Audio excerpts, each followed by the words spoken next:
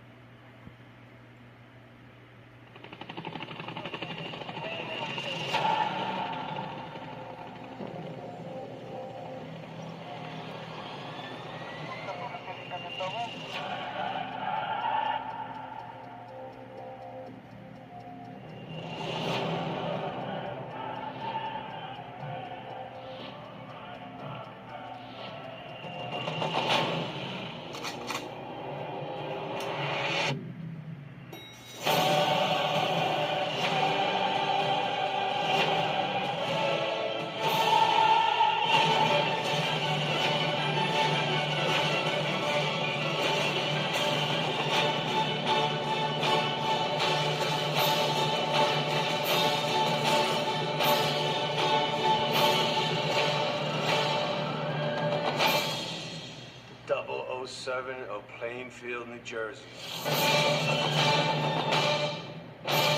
Now, I know what you're thinking. That trailer didn't look kind of badass, with the Ode to Joy playing in the background. You see Bruce Willis as John McClane once again, but keep in mind that this right here, ladies and gentlemen, is our director. Oh, we got the Die Hard! Oh, shit! Yes!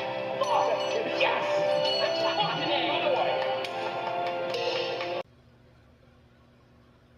Would you want to trust somebody who literally looks like he just got off of Twitter after bitching about, Brie Larson being cast as Rosalita in the Super Mario Galaxy movie, or talking shit about Kathleen Kennedy online? John Moore literally looks like those people that are behind the desk at their computers, typing that shit on Twitter and then going on and looking at porn. It's just like, that's the type of person that belongs in the Please, Please, Please Get a Life Foundation. That's our director for this movie, ladies and gentlemen. Welcome to Time About the Movies. What a pleasant way to start this one off here. We've got the 4 films of February 14th, 2013. Technically February 15th, but most of these movies open up on Thursday because of Valentine's Day, and boy, this was a rough weekend. And what better way to start it off with this train wreck of a film that is a good day to Die Hard. And first of all, why the fuck are you releasing a Die Hard movie on Valentine's Day weekend? Who the fuck wants to go see a Die Hard film on this weekend, honestly? But then again, with a movie as terrible as this, there's probably a good reason why it's there. The main plot finds John McClane once again traveling to Russia, once again played by Bruce Willis, traveling to Russia to get his estranged son Jack, played by Jai Courtney, an undercover CIA agent, out of prison. He's soon caught in the crossfire of a global terrorist plot. And, let's just get down to the nitty-gritty of what's wrong with this movie in general. This movie was so badly panned when it came out. The expectations for me coming into this were heavily lowered. And yeah, it is, without a doubt, the worst Die Hard movie ever. This is a movie that makes Live Free or Die Hard look like a masterpiece by comparison. And I love Live Free or Die Hard, and that was the PG-13 one. Here's the one where they brought it back to the R rating because they thought that was going to get everybody back into this movie because it needed to be rated R. And, okay, it's rated R. Does that mean that it's a good movie? No. It's pretty bad. It's really, really, really bad. This movie is just wrong, so bad on so many levels. I didn't mind it when it came out, but I have not watched it in the 12 years since then. I put up a review when it first came out saying that I just thought it was alright, but yeah, I haven't seen it in 12 years. I watched it again recently to get ready for this, and yeah, it's really bad. It is really, really bad.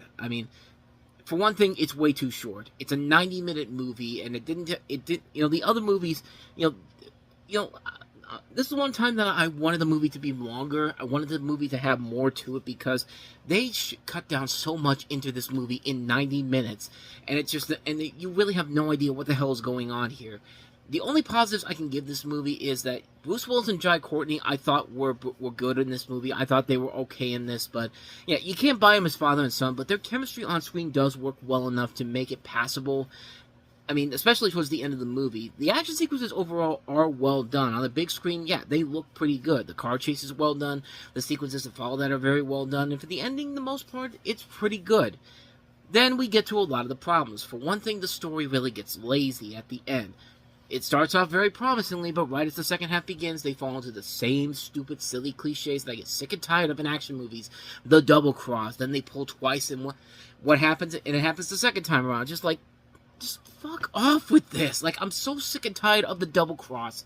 Like, it's so painful. It's not intriguing whatsoever. There is nothing about this thing that works at all in this, and it just takes you out of the movie until the last action sequence happens. And again, this is another one of those movies where you can't tell who the bad guy is until the last 10 minutes of the movie. No movie in the history of mankind has ever been good when they never give us an indication of who the real villain is. And by that, when they don't give us any hints towards the reveal at all, I mean, that's what happens in this movie. It's so poorly done, and by the end of it, you just don't give a crap anymore. Third, the opening titles of this movie are so pathetic. This is like an episode of a really bad TV show, and it looks terrible. This looks like the CBS version of Die Hard, the TV series. Like, the most generic titles ever. It does not feel like a Die Hard movie in any way, shape, or form. It just feels like, why would you even bother with this? Because you rushed this out there, and you wanted to do something, and you wanted to get this out there quickly just so you could make amends for the PG-13 rating for Live Free or Die Hard, which, that's the biggest problem with this movie in general, is that John McClane gets into so many of these action sequences in which he gets tossed around in cars, he's being flown up by a helicopter, and literally breaks through glass, and he's barely injured. In the original Die Hard movie, he was getting injured a lot. You felt that pain that he had when he had to walk through all that glass. You saw the blood. You saw his clothes getting ripped apart. They kept that in Die Hard 2. They kept that in Die Hard with a Vengeance. Even in Live Free or Die Hard, they did that. But in this, it's like he's fucking Superman. Like, he's like a cartoon character. Like, he'll get banged up in one scene, and then the next scene, he's literally fine in the next one. And that's really the biggest flaw in the movie, because the main hero is not losing a single bit of blood in this. And it's an R-rated Die Hard movie, for God's sakes. Live Free or Die Hard was PG-13, and like I said, McClane gets badly boosted up in that movie, but in this, he has no scratches on him, and by the end, all the stuff he goes through here, it's literally the equivalent of me cutting myself accidentally at work with a box cutter. That's literally how bad it is. Like it's so pathetic, and it ruins these great action sequences. When all the stuff that he goes through, he's been getting severely injured and bleeding all around. There's no excuse to do this in an R-rated Die Hard movie. Like, Tosh.0 showed a video where a kid breaks his foot jumping into a trampoline, and they literally show the blood sticking out of the kid, the bone sticking out of the kid. That's on Comedy Central. That's on television for people to see. This is an R-rated movie, and John McClane is just clean as a whistle, pretty much. Like, he has nothing on him whatsoever, and it's just like, this movie is a fucking mess, man. This is a terrible movie. It was already the worst Die Hard movie, but I gave it a pass when it came out. I'm not giving it a pass anymore. This thing fucking sucks. It sucks so bad. I hated nearly everything about it. It's a disastrous movie. It's a terrible film. What more do you gotta say, man? A good day to Die Hard. A good day for the series to die in general, because, yeah, no, thank God we haven't gotten another one of these movies. And they've been trying to do it for several years, but seeing as how Bruce Willis is basically retired because of his illnesses overall, yeah, it's likely we're not going to see him back as John McClane anytime soon, so. Which is good, because, hey, leave us with the memories of the first 4 Die Hard movies, and then we can just toss this 5th one off to the side and throw it in like a dumpster somewhere so nobody has to see it again. I mean, yeah, just, God, what an awful movie. And the shit continues. Let's move on to our next movie, another Nicholas Sparks movie, Safe Haven. What's so important? It's like this. It's like I've had things happen to me in the past, things that still scare me. Did you hear about his wife? She passed away a few years ago. You know this woman? It's everything that I was afraid of, but I'm not running anymore. There is no safer place than right here with me. Safe Haven, rated PG-13, in theaters February 14. why the fuck did we keep letting Nicholas Sparks get away with this? Because, my god, man, these movies get stupider and stupider and stupider as they go along. I thought The Lucky One was the worst one, but this might honestly top it, because, man, you're not prepared for the stupid twist they throw in this movie. When a mysterious young woman named Katie, played by Julianne Hough, appears in the small North Carolina town of Southport, her sudden arrival raises questions about her past. Beautiful, self-effacing Katie seems determined to avoid former personal ties until a series of events draws in her two reluctant relationships, one with Alex, played by Josh Duhamel, a widowed store owner with a kind-hearted two young children, and another with a plain-spoken single neighbor, played by Kobe Smulders from How I Met Your Mother. Despite her reservations, Katie begins to let her down her guard, putting down roots in the close-knit community and becoming increasingly attached to Alex and his family. But even as Katie begins to fall in love, she struggles with a dark, haunting, terrifying secret that set her on a shattering journey across the country to the sheltered oasis of Southport. With Joe's empathetic, stubborn support, Katie eventually realizes that she must choose between a life of transcendent safety or one of riskier rewards, and that in the darkest hour, love is the only true safe haven. Fuck off, Nicholas Sparks. No, really, this IMDb storyline here was written by Nicholas Sparks. Don't believe me? Yeah, Nicholas Sparks wrote that. This thing is completely on him. My god, man, this movie is such a mess of a film. It's not even a trip. It's a bad trip overall, because it starts off like a routine Nicholas Sparks story, and then we got to throw in this subplot about this guy who we got to throw this other subplot about one of her ex-lovers who might be stalking her, and then the big twist in the movie. You want to know what the stupid twist is in this movie? Because I'm going to tell you, because this is a terrible movie. Kobe Smulders, who plays the neighbor in this, yeah. So apparently, it turns out that Joe was the ghost of the woman that was killed by Julianne Hough's former husband. Is by Julianne Hough's it's Josh Duhamel's ex-wife who died, you know, and she was being the ghost to Julianne Hough's character. It's just like, are you fucking kidding me? You're going down the over her dead body route with this. I mean, I butchered that, but yeah, this is really fucking stupid. This is one of the stupidest movies I have ever seen in my entire life. It is lazy. It is so poorly put together. It is not entertaining or romantic at all. This is the type of movie that this is the type of movie that idiots that buy into this are people that you do not want to ever fall in love with, because good lord, like this right here this might very well be the worst Nicholas Sparks movie I've seen to date. I mean, like I said, The Lucky One was bad.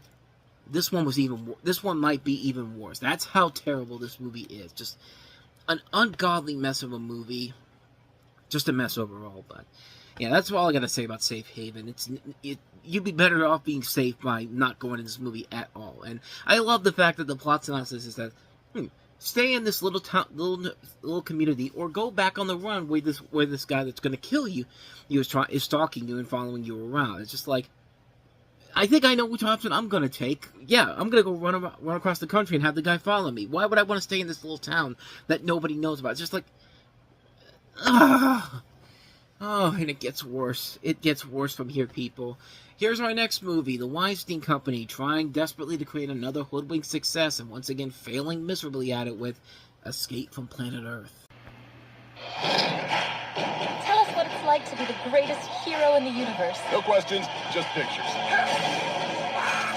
Yeah, baby!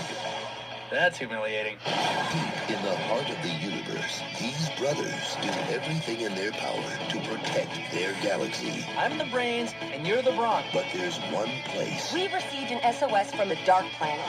even they're not safe. It's so beautiful.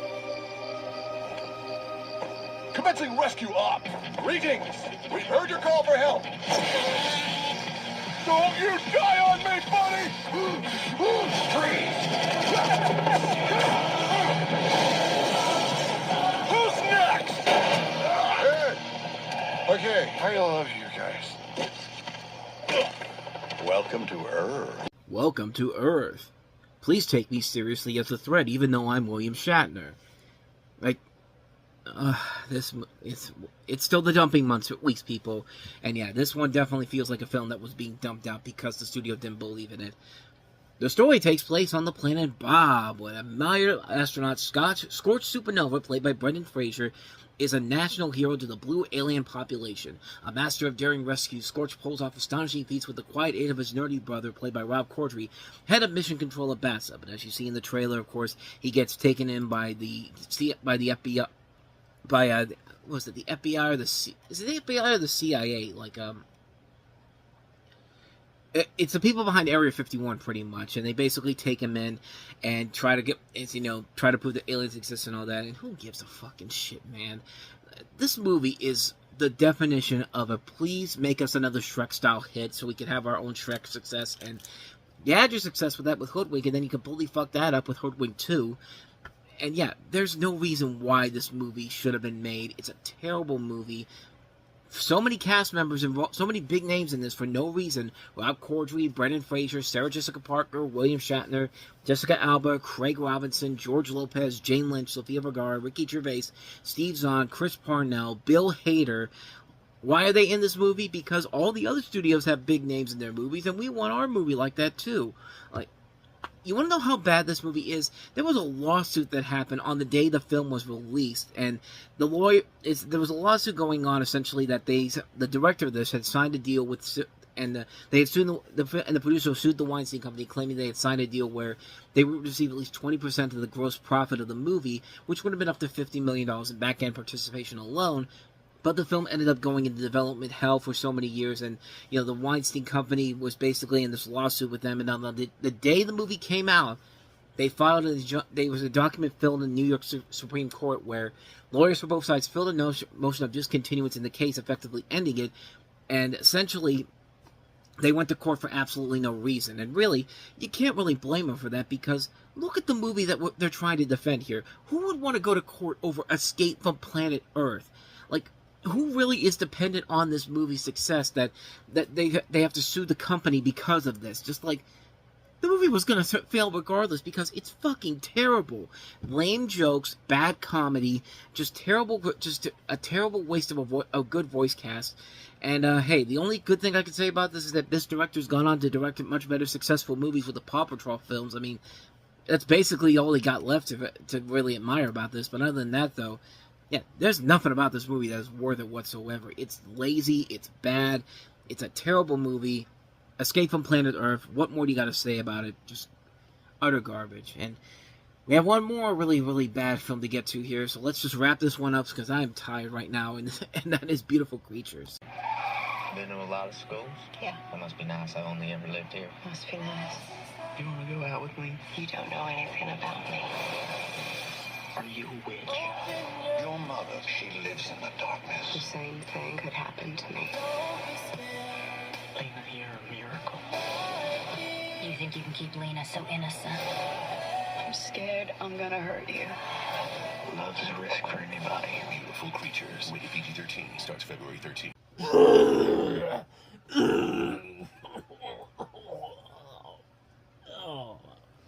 Oh man, was that schmaltzy as fuck. I mean, good lord, that was terrible. It was so terrible it made my tongue blue. Meaning airheads in between these takes. That's why my tongue is blue. See?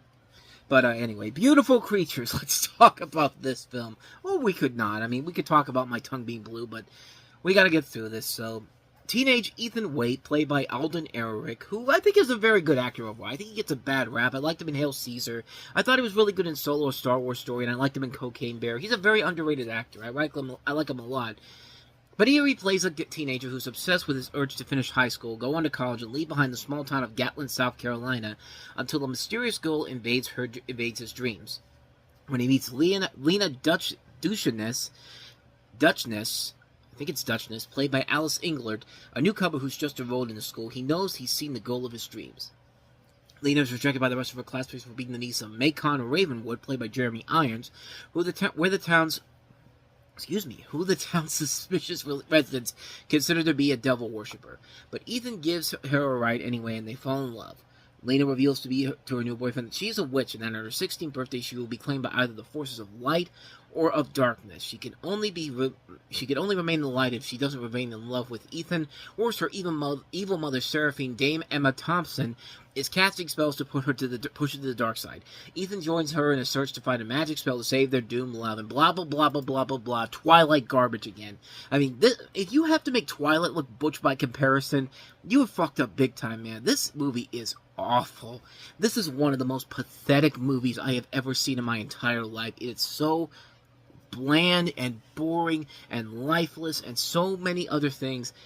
It's a mess, man, and it wastes a good cast, too. As I mentioned, Alden Ehrenreich, you got Jeremy Irons, Emma Thompson, Viola Davis, Emmy Rossum, Thomas Mann are in here as well.